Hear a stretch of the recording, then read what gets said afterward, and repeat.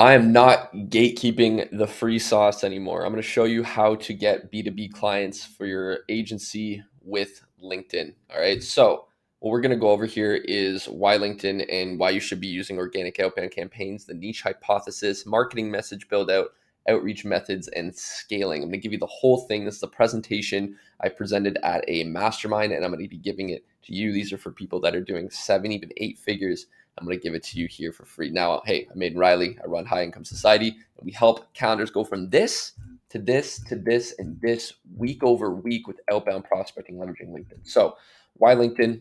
Well, if you have B2B prospects, they're going to be on there. All right. So it's very easy to horizontally scale, target the people that you want to target, and just book more calls in the calendar and sign more clients. Fairly easy. Okay. What we want to avoid is long pitches on LinkedIn. So stick to short form copy, get the right message from the right person. Don't be sending a bunch of links to crap or like your calendar.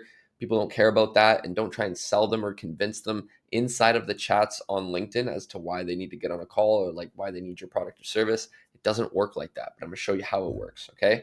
So when you form a niche hypothesis, this is where the game changes. So you want to pick a niche and form a hypothesis. Now there's two ways of going about this. So you want to choose one ideal client that you would like to serve. And you can go with option A, which is your lowest hanging fruit. And that just means picking a client that you've already gotten results for, right? So you just go after that niche that they're in and you're going to continue to expand on it. Or you can go with option B, which is a brand new niche, and investigate them quickly with some quick interviews just to learn a little bit more about the market. But if you go with option A, then you're going to ask for feedback from your pre-existing clients. You're going to get on a quick 10-minute Zoom call, ask some questions, and you're actually even going to gain a testimonial or a case study at the same time for remarketing purposes, which will quickly excel your results, which I recommend every business owner, every agency does this, because you're going to get a lot more feedback from the market and you're actually going to get more people booking calls that way. But if you want to go with a new niche, that's totally fine. You just need to learn a little bit more about them. So you want to create a list of decision makers within that niche, get them on a phone, offer free value in exchange for 10 minutes of their time just to learn a little bit more about the market. And you're going to find congruencies and trends in what these people are saying. So you're going to find their biggest problem and or their desired solution or result that they need, and you're going to listen for that. The best way to do this is listening back to sales calls if you've been doing sales calls, because the market is going to tell you exactly what it is that they're looking for or what it is that they don't want. So it's very, very effective.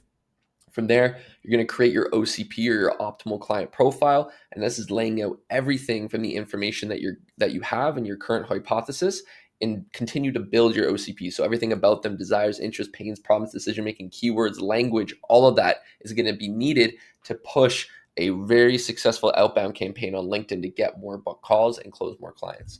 All right. So what you want to be doing is aligning with the niche for better outbound. So again, understand their pains and problems. So for example, a lawyer probably has pains with repetitive admin tasks and they want to grow the practice more efficiently. That's just a hypothesis, right? Then you want to relate your service to this niche market, right? What is their market sophistication? Are they problem or solution aware with what it is that you're providing? And if anybody here has read Breakthrough Advertising, then you would know that there is a pre-existing desire in a market, right? You don't go in with your product or service and create the desire. It doesn't work like that. There is a pre-existing desire sitting in the market, and you have to channel that to your product or service, right? So you need to learn about that, and that's how you market towards your product or service. So understand that how you can relate your service to the desire, and you build around that. And then the third, you want to mirror the language keywords. Like I said, different niches speak different languages. So do they want more meetings or do they want more appointments, right? Do they want high net worth clients or affluent prospects, right? It depends on what it is they're saying, and it resonates with them very, very well. And then you can adjust your profile and your marketing and your messaging to fit in with the crowd. All right. And that's how you get really good results. Now, this is an example I just want to share it with you guys. So it's a good friend of mine actually was asking me for good copy on LinkedIn. As he said here, he texted me, I was sitting at the gym, and he specifically was going after law firms, small law firms in Orlando. So I went ahead and I said, yep, what's the biggest problem that they suffer from? What's their biggest desire? You'll know from listening back to your sales calls because he's a sales guy. And then I would form your qualifying questions and pitch on LinkedIn with those with the feedback, and hopefully your pipeline's gonna be full, right? And he says efficiency and productivity, but he goes, is that too general? I'm like, yes, of course, too general, right? What's the end result of being more productive or efficient? Is it more time or more money, right? So that shift, in productivity gives them something that's satisfactory, is what I explained to him. And then he came in and said that the result is more time spent growing on their practice. So within like 5 minutes of having this conversation as I'm sitting in the gym, I was able to come up with his value proposition that he would then present in front of lawyers and law firms that he would do these outbound LinkedIn campaigns towards. So essentially when you put the value prop together, it looks like something like we help niche solve problem and get specific result without pain point, or we help niche solve problem, get result with proprietary method. I'll get into that soon. But what I formed for him was this here, if you see on the screen. We specialize in helping small law firms to grow their practice, increase their billable activities without repetitive admin tasks getting in the way, right? Then we go for the pitch and say, if we were able to put a system into play that would help you work more on the practice rather than in your practice, would you be open to exploring that option for yourself? So that's how quick it is. If you just know the market, you can come up with the value proposition and put it in front of the market to test, right? It's a hypothesis. But most lawyers are probably going to raise their hand to this because of my friend has so much experience from talking to them and understanding the market, right? So marketing and message build out. So I'll go over quickly, just like your profile. It's pretty simple, but this is more of like a casual profile setup. So this is a friend of mine and myself. So it's more casual banner, just kind of looks like the Toronto skyline, open collared shirt. We're the founders of our companies. Super simple. My good friend Mitch here, he actually has a featured section that showcases his VSL plus his YouTube channel, and he has case studies in his featured sections, which just adds more credibility, right?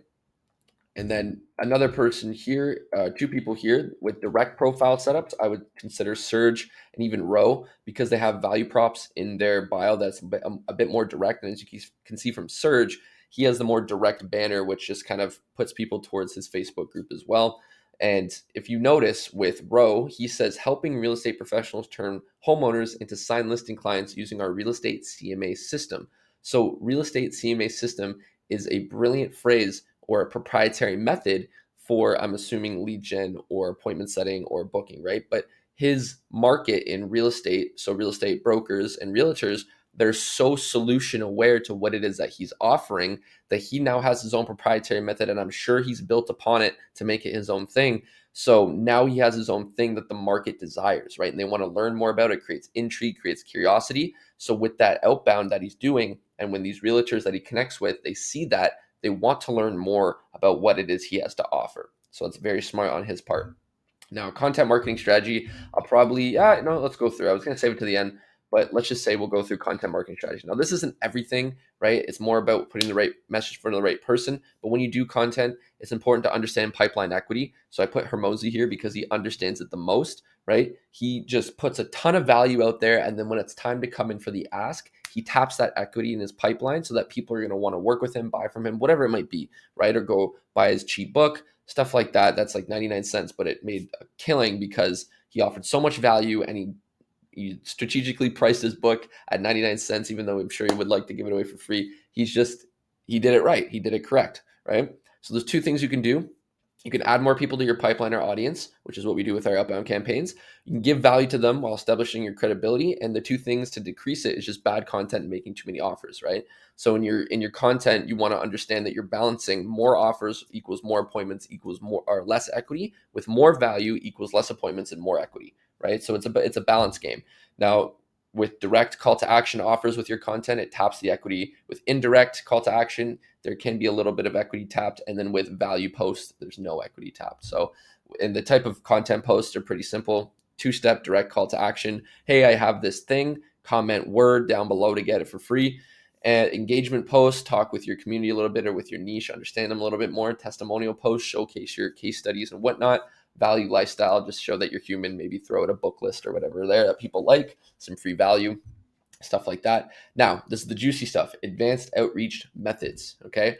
So there's two ways of going through LinkedIn, and you want to leverage Sales Navigator, of course. So if you have LinkedIn, the best tool to use is LinkedIn Sales Navigator. So you want to be going with number one and number two, ideally. So number one here is attach an automation, outbound automation tool. So we leverage one that's by invite only, so it's not access to the public. But essentially what it does is it helps us create a bigger campaign. So it bypasses LinkedIn's 100 connect per week limit. And It allows us to create personalized messaging that gets prospects interested in what it is that we do and want to book calls with us, right? Now, this builds targeted lead lists, automated outbound follow-up messaging, and then we can also zap or export our leads into a CRM for back-end email retargeting. All right. And then number two is attach an email verifier or sequence tool. Something like a Polo or Snob would be helpful. And you can create templates and autofill the tags plus follow-up sequences with the list created here in Sales Nav. Now, you also want to do like hyper personalized type of email sending. If you have a team that can do this for you, it'll be very, very helpful. All right. Now, Sales Navigator search inputs. When you go to Sales Navigator, there's going to be a ton of filters to use, but we like to stick to 5 because it makes our searches that much more segmented and accurate. All right. So keywords, connection, title, geography, and company headcount. Keywords, you're going to be doing a Boolean search. So it's the quotes with the capitalized or and or not to further, again, segment that list and make it more targeted. So for example, if you're doing financial advisors or financial analysts, but you didn't want them in insurance and you didn't want them in real estate, then you're going to be segmenting the list for that specific criteria. The connection, second and third degree, that's just your circles on on LinkedIn. So first is your initial circle that you can content market to, and then second and third, you do all of your outbound campaigns to. You can also do a group search by joining niche groups and then marketing towards those people as well and doing outbound towards those decision makers. Titles, again, depends who it is that you're going after. Are you going after founders, CEOs? Are you specifically going after a title like a data analyst or a director of sales? You make that decision and you segment the list, right? Geography, you can stick to cities, but I recommend that you go cities to states. Don't do an entire country. It just makes sense to kind of target state to state or city to city because that way you're going to be segmenting, again, your list more specific, and then you can build upon that list over time. Company headcount, anything from like 1 to 10 to 11 to 50, you're probably going to get the decision maker on the phone. 51 to 200 gets a little bit more complicated because then you're speaking to department heads a lot of the time, but it's not impossible. So just do your searches effectively and get them as targeted as possible. Now, when you do this correctly, it's going to look like this. All right. So we did an example here for one of our clients, and they were specifically looking for directors and executive directors of small business development centers. Now, when you do this correctly, it's going to be highly targeted. As you can see, the list is extremely targeted. It's all exactly who they're looking for. And we typically like to get the list around 1,500 to 2,500 leads per campaign that we do. And as you can see here, this one was just climbing up underneath 1,000, but it was still in progress. So another thing here is the email outbound. So with email outbound, this is one that we used to test. And essentially what we have here is a personalized email that we send a lot of, and then we add these people into a separate campaign for follow-up. So we would send out a personalized email with the first 2 lines being super personalized, plus a screenshot of their LinkedIn or maybe their website. Again, it depends on your niche that you want to be kind of targeting. So you want to understand your niche a little bit more in depth. So don't just go here and take this because it might not work for you. Okay. That's what I'm saying. You need to go ahead and do the research yourself because maybe your niche understands that, they work from their website. They don't really use LinkedIn or however you slice it. You just got to understand a little bit more, but you don't use this word for word because it's not going to work. And actually we've switched off of it because it's kind of died out. So, but essentially this is it. So 2 personalized lines, personalized screenshot of website or LinkedIn, and then our pitch kind of just telling them, hey, here's how we can help. You can also do a video outreach with like Loom or Vidyard. And essentially what that is doing the exact same thing, offering some value and getting on a quick call just to see if it would be a good fit to work together. Okay. Now, messaging response framework. Again, we have our automation sequence being sent out, and we're really opting in for 3 responses. Well, mainly 1, but you're going to be getting one of the 3. So you're opting in for a positive response, obviously, but you want a response nonetheless. So even if you see that you get a neutral response, don't confuse this with a negative response from prospects when you do outbound campaigns on LinkedIn. So if somebody says that we have this already or we're currently doing XYZ, don't just take it at face value, right? It still means that, they could be open to a better solution. So you want to find that out. All right. Now it's a 4-step framework. I'll go over the first 4 steps here in kind of details. So the 4-step framework starts with step 1, start conversation and create social context. Now the automation tool is already doing this for us because again, we've set it up with prompts that are going to extract information from their profile, like their company, their title, even their name, just so that they're getting a personalized message that's getting them to connect with us, right? Then from there, we can take over to step 2, which is acknowledge, context, question, and find inefficiencies and potential angles to go in and ask for a call. Okay. And you want to limit this to 2 to 3 questions back and forth and ask those problem awareness questions, right? So you just want to know who they are, if they're a good fit, what they're currently doing to solve their problem and get a specific result. And you can ask probing questions on top of that just to learn a little bit more about them, right? So you want to ask them, hey, how are you currently generating your clients right now? What kind of systems do you have in play to scale the business this year? What do you do for your current infrastructure? Like, what does that all look like? Depends, again, who are you talking to and what kind of questions are going to get them to open up and explain a little bit more about their current situation and their desired results. So problem awareness questions are basically even, or another way of saying like open-ended questions, right? So anything that starts with a what, a how, or a why, you're going to get a better answer than a yes or no answer. Okay. Step 3, position your unique angle to solve problem and get results. So create curiosity and intrigue by stating your offer and value prop specific to them and make them interested to learn more, right? Just like I said earlier, when we created that value proposition with my friend over text, what we did there was create the curiosity and intrigue to get people to want to jump on a call with us, right? So we tell them, hey, we specifically work with niche to solve problem and get result with proprietary method or without pain point, right? Again, whatever hits most with understanding your current market that you're going after, right? Depends on the niche, depends on your research, because once you go ahead and compile all that research in the first stage, like we talked about, this is what you're putting into your outbound messaging when you've created all this properly. So you understand the market, you've created the lead list, now you're creating the messaging that you're going to put in place on the information, the hypothesis that you have on the niche and the lead list that you created, so that you put it out there, you're going to get a higher response rate. Now, it's not going to be 100%, it never is, but you are going to get a higher chance of getting more people on the phone a lot quicker. Okay, so just keep that in mind. Step 4 is propose that call to get on the call, and then a reason why, or gather some info just to make sure we can get them all set up and booked into your calendar, right? So you want to ask them to jump on a quick 10-minute chat or a quick connect call. These little nuanced details of quick connect call is extremely important because you don't want to be taking up too much of their time. So you just want to show them, hey, this is what we're here to do. Just want to show that we can help you out. Let's jump on a quick 10-minute chat just to see if it's a good fit, right? So you're going to propose 2 times and 2 dates, and you're going to get them to pick. You do not want to send your calendar because you cannot hold prospects accountable that way. So you want to make sure that they reply to a time that you offer and hold that authority in the chat. So they pick a time that you can hold them accountable to and send reminders leading up to the call when you get them booked in, right? So super, super simple. Now, scaling, hiring, and revenue generating activities, RGAs. This is the good stuff. So after you've gone ahead and you've been doing your outbound campaigns, let's say you're booking calls, let's say you're even signing some clients, right? Now we can go ahead and start scaling up a little bit. After we validated the process and it's working well, you want to go ahead and add some teammates that are going to take over this process for you as the owner, even more so. It'll be very, very helpful. So daily RGAs for sales development reps. This is a schedule that we like to stick to. So it's a 5-step schedule. Now you want to start with LinkedIn response and follow up from around 8 a.m. to 9:50 a.m. You want to mine the CRM and do outbound calling and email from about 10 to 12. Take a little bit of a break, then get back to it at step 3 and take calls from 12:30 to 5 p.m. Okay, so discovery calls, sales calls, however you slice it, you want to make sure the calendar's filled up taking calls. If there are no calls, step 4, if there's no calls, your SDR or you as the owner, depending on what stage of the game that you're in right now, you're going to go back and repeat step 2, mine the CRM, mine your leads, go get them on the phone. All right.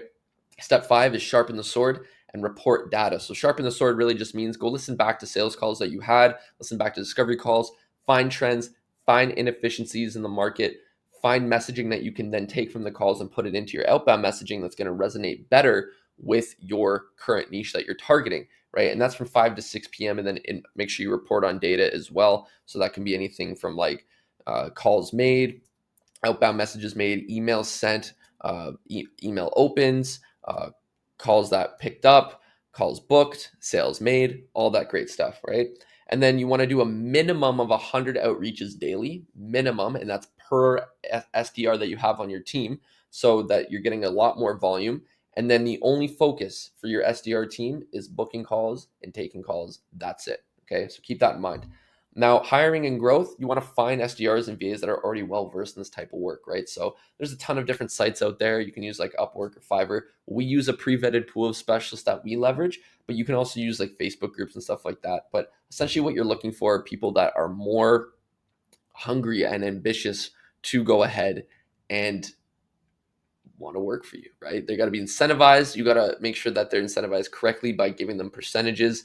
So what you can do is typically, let's say you bring on 2+ SDRs to come and work for you. What you want to do is set up a potentially a low base pay and then have a higher percentage that will give them, or sorry, a higher commission that will be a percentage or an incentive for them to work towards, right? They're really at the end of the day hungry and they're relentless and they're fearless because they want to be working towards that commission and you make more money from your high ticket product or service. That's the idea. And that way you can build a team around that model and you can scale horizontally with what I have here. So it's adding multiple LinkedIn accounts, which with our system, one account connects with 300 to 500 leads per week.